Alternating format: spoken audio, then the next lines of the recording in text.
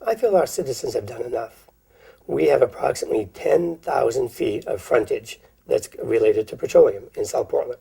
We have over 400,000 oil tankers that travel through our residential neighborhoods 24/7.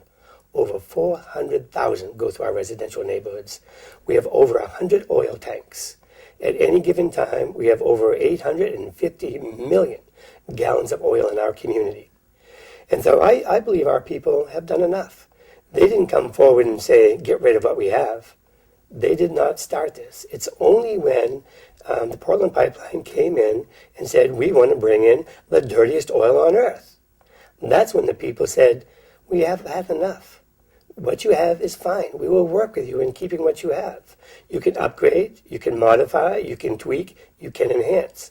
But it's not reasonable in a community of 25,000 people to grow and expand an industry that we know is unhealthy for our citizens. South Portland has a budget of approximately $80 million. We are the fourth largest city in the community. We have the second highest evaluation. We have a wonderful community.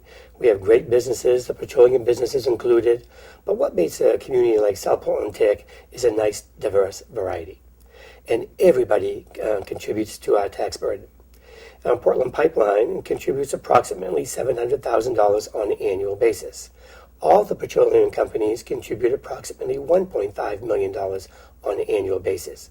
Some of the numbers that the petroleum industry is quoting includes a ripple effect.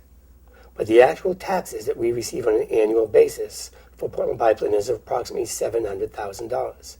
They are one of the largest landowners, but they're not even in the top 5 in taxpayers. A recent history book came out about the history of Maine, and in that book it said that the Portland Pipeline was the first national defense pipeline in America. We built the Portland Pipeline for an emergency effort to get petroleum to Canada so Canada could help us in a greater way to win World War II. Most of the things that were built as a national defense in the 1940s have either been long mothballed or they're in museums. And now we want to take that infrastructure that we built without environmental regulations, without any regulations, without any planning, and we're going to use that infrastructure to reverse the flow after 70 years to bring the dirtiest oil through our community. It just doesn't make safety sense to me.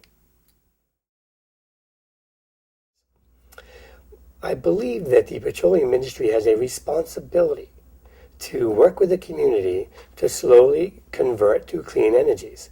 That is one reason why ExxonMobil has a profit of approximately $45 billion annually.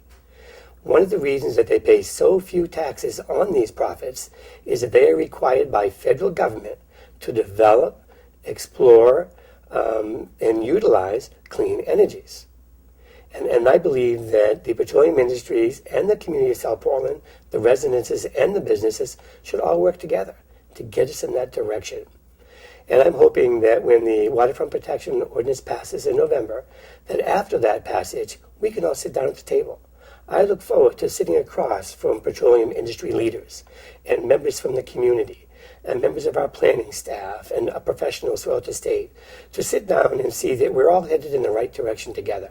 I really believe that by working together, that in coming decades for our children, we can actually have a better community, more vibrant. We can have a coastline that's active and alive. And our children can breathe fewer gases in the air. And we can drink cleaner water, and we can continue to grow plants in our backyards right on the waterfront. So I'm looking forward to working with the petroleum industry for the future of South Portland.